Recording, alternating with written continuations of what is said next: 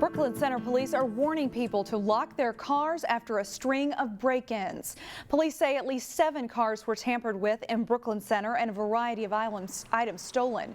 Most of the break-ins happened just south of I-694 west of Xerxes Avenue. Brooklyn Center police say this was a crime of opportunity because all of the vehicles were unlocked. Please lock your vehicles. That's kind of don't leave any valuables in your car, including electronics, iPhones, iPads, things of that nature, and just lock your cars. It's really difficult for us to prevent a crime when the vehicles are unlocked. There's no dollar amount on how much property was stolen, and none of the stolen items have been found. Police also say they have no suspects. Brooklyn Park Police are investigating a bizarre incident where someone forced a 15-year-old boy into a vehicle at gunpoint. Police say it happened in the area of Brookdale Drive and Yates Avenue around 9 p.m. Sunday.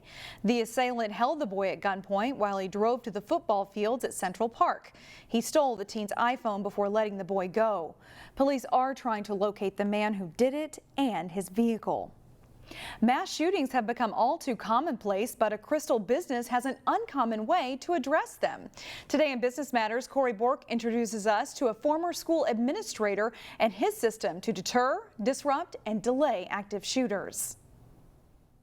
It's a grim topic that has shaken our country all too often, from Sandy Hook to Parkland to just this month in El Paso and Dayton. There's nothing inside of buildings to protect the in-house responders. Jody Crow believes shootings like these can be disrupted and casualties prevented. Absolutely, absolutely. For Jody, it's personal. October 1966. Jody was in the 5th grade in Grand Rapids, Minnesota. A kid brought a gun to school, into the junior high school. He shot another student. It was actually right outside the building, shot another student, and a school administrator came out and said, "Give me the gun." He turned the gun on the administrator and killed him. It would stay with him through his career as a school administrator. When I became a school administrator, I often thought, when I had to approach kids with weapons, am I going to be the next Forrest L. Wiley? His second act became a business venture. We're the only company out there that has an actual assailant suppression system. Teaming up with engineers, business experts, even a former New York City police detective to form Crotega. What'll happen is this will start squealing. His patented threat suppression system uses artificial intelligence to detect weapons and uses human intelligence to verify. A touchscreen deploys a water-based chemical similar to tear gas. I tell people, imagine getting a gallon of vinegar dumped over your head. Because it's going, can't handle the breathing in, it causes involuntary eye closure, it stings the skin. It's just like a fire suppression system, but it's not intrusive, the opposite of school entrances with thick glass and walls. It feels like a prison in a school. Jody believes his system can save lives. Invisible SWAT team in the ceiling. And even save money when you consider how costly existing security measures at schools and businesses are. It's effective. It's very effective. For Business Matters, Corey Bork, CCX News. The system costs about $100,000 to equip a typical school entrance. The company has interest from schools all across the country, including schools right here in our area. The city of Plymouth is considering a lodging tax to help raise money for improvements to venues like the Plymouth Creek Center or the Plymouth Ice Center. State law allows cities to generate a 3% lodging tax for tourism and promotion, but Plymouth pursued special legislation this year to allow greater flexibility with lodging tax money. They could impose a 3% lodging tax for 10 years and then use 2/3 of the revenue for improvements to public recreational facilities. The rest would go to fund a local convention and tourism bureau. The city has a lot of venues that draw outside people into our community, and we have looked in the past at how can we better do that, both in putting money or reinvesting back into our recreational facilities and also to promote our community and to strengthen and increase the number of events that use the city's facilities. Plymouth has more than 1,000 hotel rooms and could expect to generate more than $600,000 a year. The city will talk about the lodging tax at this week's City Council meeting. Maple Grove has opened a new state-of-the-art facility. The Fernbrook Fields Athletic Complex is up and running. It includes 4 fields that will be used by football, lacrosse, and soccer teams. The artificial playing surface is a layered system of sand, cryogenic rubber, and composed cork. These components will actually provide a 20-degree reduction in surface temperature. The Fernbrook Fields are the first in the Midwest to use this type of system. The facility is located across the street from Maple Grove High School. The rainy weather this weekend didn't keep people away from the Robbinsdale Fire Department's open house. Kids got to go for a ride on a fire truck and walk through the firehouse. But besides keeping an eye on what's happening inside of the department now, some first responders are looking to the future. Paramedic Callie Olson says her profession used to be mostly men, but now it's almost 50% women.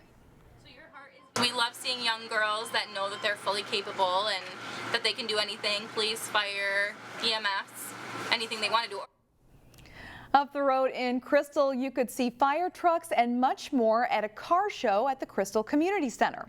A caravan of antique cars stopped by at one point in the day, but the owners of several cars from eras past did mind a little bit of rain as they waited. As we go to break, we'll give you a look at a few more of those classic cars in Crystal.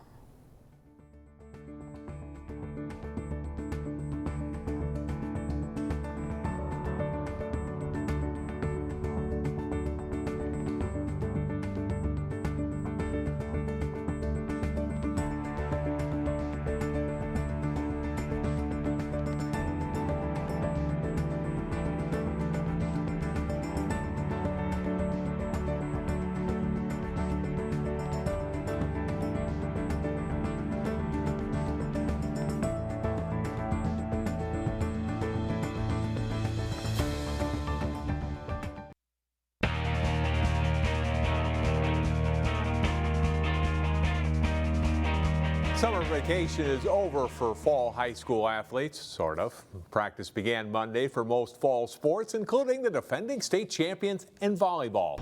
Champlin Park won the Class 3A title last fall, becoming the first Rebels team champion in school history. 4 players who are now playing with Division I college programs graduated, giving this team a new look this season. You know, there's probably going to be some bumps in the road because we're going to have more new faces than we've had in the past. You know, last year we hit the ground running a little bit more because of so many returners. So this year we start a little bit differently, and there might be some bumps early, but the goal is to be playing our best volleyball towards the end of October and see what happens from there. The Rebels are not without talent, though. Hitters Sammy Hilly, Hannah Praske, and Jordan Stalpus were all big contributors to the Rebels' 2018 title run. So there is optimism that the program's success can continue this season. It's just a clean slate this year. I mean, we lost a lot of good players last year, 4 D1 players, so it's a new year and we're just going to get in the gym, work hard, and see where it goes. I mean, there obviously is a lot of people that think that we're not going to be as good this year, but we don't really pay attention to that. We just want to get in here and do as best as we can, work as hard as we can. Champlin Park meets Whitesetta in their first match of the season, August 24th in the Side Out Classic event at Edina High School. It's opening day for prep football Monday. As Jay Wilcox reports, they're treading on new turf at Maple Grove. It's hard to conceal the opening day excitement. And for Maple Grove's football players, the chance to practice on the new Fernbrook fields is an added bonus. Yeah, usually we have to split between sophomores and the freshmen. So now that we have a lot of three new fields, it's going to be pretty easy now to share fields and stuff. I know the community has put a lot of money into this, and I think there's going to be like national soccer tournaments and lacrosse tournaments here. So I just think for the city of Maple Grove, it's a good thing. We're fortunate that it's across the street from us, so there's times we get to use it. But I think for Maple Grove itself, it's going to be a really cool venue. These days, teams spend a lot of time together in the summer, so the start of official fall practices doesn't mean exactly the same thing as it once did. It doesn't really feel different. We've been here as a team in the summer. We've been all working together, so it feels just right. It feels like family.